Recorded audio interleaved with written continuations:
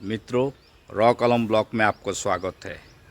आज मैं एक ब्लॉग बनाने के लिए जा रहा हूँ।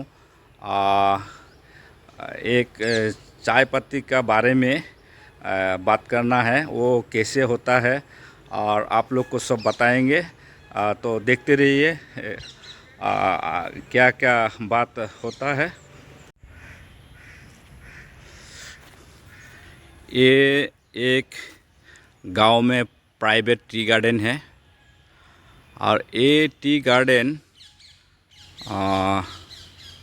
एक फार्मर ने बनाया है। तो इसका जो पत्ते होते हैं, ये पत्ते बड़ा फैक्ट्री होता है जो कंपनी का, जैसे विलियमसन, मेगर हो, टाटा हो, तो ऐसा उन लोग का जो फैक्ट्री है जो चाय पत्ती का प्रोडक्शन बनाता है, ये पत्ती उधर में भेजता है। तो इधर से बहुत ये फार्मर को पैसा मिलता है। तो ये जो चाय पत्ती का फार्मिंग है, आजकल बहुत असम में ऐसे स्मॉल फार्मर बोलता है इसको, चाय पत्ती का। तो ये बहुत शुरू कर दिया। तो ये एक अच्छा फार्मिंग भी है, साथ में उसका जो इनकम भी होता है। कोई तो शौक से करता है इसे टी गार्डन, और कोई अपना अनएम्प्लॉयमेंट सॉल्व के लिए करता है। ये मेरा फॉलोअर है रफीजुद्दीन अहमद। तो मेरा अच्छा फॉलोअर है। तो उसका साथ एक पॉलिटिशियन भी है और साथ में एक बिग फार्मर भी है। तो आज मेरा रफीजुद्दीन सर जी से थोड़ा बात होगा। तो आप तो देखते रहिए और क्या क्या बात होते रहता है। रफीज जी, ये जो गार्डन है, जी, तो ये गार्डन आप कितना साल से कर रही हो? ये हमारा करीब 30 साल हो गया। 30 साल से हमारा ये वो प्लांटेशन हुआ है। अभी प्लाकिंग हो रहा है आपका करीब करीब 20 साल से। तो ये आपका जो चाय पत्ती है, जी, तो एक्चुअली हम लोग इंडिया में जाना जाता है जो चाय पत्ती असम के लिए फेमस है। जी, तो आप एक फार्मर है जो आपने खुद एक गार्डन बनाया हुआ है अपने हाथों से। जी।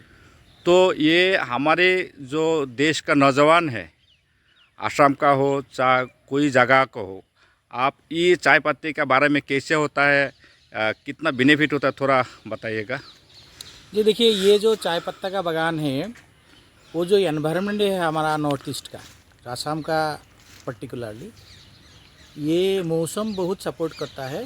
तो इसीलिए आसाम में जितना चाय बागान आप इंडिया में देखोगे, इससे ज़्यादा से ज़्यादा चाय बागान आसाम में है। और आसाम का चाय बागान वर्ल्ड में फेमस है, आप जानते हो। यहाँ से बहुत अलग अलग क्वालिटी का, बहुत बढ़िया उम्दा क्वालिटी का माल निकालता है। और ये भारत के बाहर में भी ये सप्लाई होता है। तो पर्टिकुलरली क्या होता है, ये जब आप बागान करते हो तो इसके लिए आपका हाई लैंड चाहिए। लो लैंड में जो जहाँ में पानी वानी वगैरह जमा होता है, वहाँ में ये नहीं होता। तो हाई लैंड में तो हमारा ज़मीन, हमारा पुश्तैनी ज़मीन है, ये पहले से था। तो हमारा दिमाग में ये आया कि ठीक है, यहाँ में हम चाय पत्ता का एक खेती कर लूँ, तो इससे हमारा खुद का भी एक बेनिफिट होगा, साथ में हमारा देश का भी एक डेवलपमेंट में हमें शामिल हो पाऊँगा। तो ये सोच के हमने ये बागान शुरू किया था। करीब करीब इसको थोड़ा दिक्कत हुआ है, क्योंकि इसका बारे में जानकारी लेने में थोड़ा टाइम लगा है।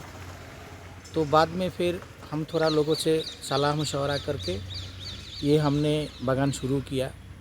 अभी तो बहुत बढ़िया चल रहा है, बागान का प्लाकिंग बहुत बढ़िया है। तो आप देख रहे हो ये बागान। तो इसमें हम लोग ऑर्गेनिक फर्टिलाइज़र ज़्यादा यूज़ करते हैं। और यहाँ में जो प्लाकिंग करने के लिए जो आदिवासी महिला है, वो हमारा नज़दीक का विलेज से हम लोग यहाँ में ले आते हैं, वो लोग प्लाकिंग करता है। तो रॉ मटेरियल जो होता है, ये रॉ मटेरियल्स हमारा, क्योंकि ये छोटा सा एक बागान है, इसके लिए अगर फैक्ट्री में लगा दूँ तो तो फैक्ट्री ये रॉ मटेरियल्स के लिए सपोर्ट नहीं करेगा। तो हमारा अड़ोस पड़ोस में बहुत चाय बागान है और वहाँ में बहुत बड़ा बड़ा फैक्ट्री लगा हुआ है, तो हमारा ये रॉ मटेरियल्स वो हमें बिक जाता है, हम लोग उधर में उसको भेजते हैं। उसको किलो सिस्टम में होता है, तो 22 से 25 रुपये किलो आजकल बिक रहा है। रफीक जी, ये जो आपने चाय बागान किया है बहुत अच्छा सुंदर है।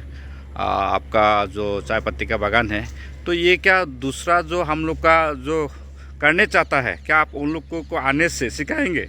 ज़रूर ज़रूर, क्यों नहीं। देखिए, हमारा आसाम में जो पढ़े लिखे नौजवान हैं, उसका बाद में भी जो उसका पास ज़मीन है, जो इंटरेस्टेड है, जो करना चाहते हैं, वो अगर हमारा पास आएंगे, मैं तो अपील करता हूँ वो लोग आने के लिए।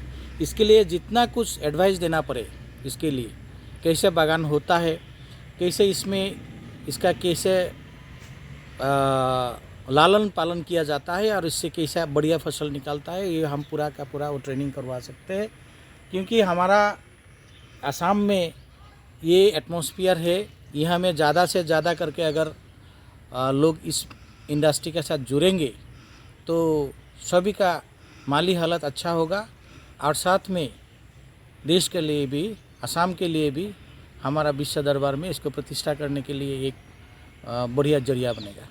रफीक जी, आप मैंने सुना है एक टीचर था और साथ में पॉलिटिक्स भी आप करते हो, लेकिन ये खेती में कैसे, चाय पत्ती का खेती में कैसे आपको ध्यान आ गया, तो सब बताइए। देखिए, मैं पहले टीचर था, उसका बाद में मैंने और 2 नौकरी किया, लेकिन मेरा दिल जो है वो थोड़ा समाज सेवा का तरह झुकाव था। तो मैंने इसी हिसाब से थोड़ा सोचा कि अगर किसी को अगर हेल्प करना है तो थोड़ा पॉलिटिक्स साथ में चाहिए, तो इसलिए हमने थोड़ा पॉलिटिकल पार्टी में एंटर होके फिर हमने थोड़ा देश सेवा का काम में लगा है। उसका बाद में आप देखिए, हमारा इंडिया, हमारा आसाम जो है एग्रीकल्चर बेस्ड हमारा कंट्री है, तो यहाँ में हमारा पुश्तैनी ज़मीन है।